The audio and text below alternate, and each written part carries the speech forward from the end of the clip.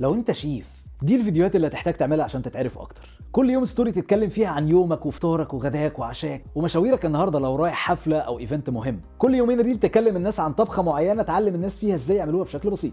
كل اسبوع فيديو عن تحدي انت عديت بيه وازاي قدرت تعمل اكله جامده باقل مكونات كانت موجوده عندك.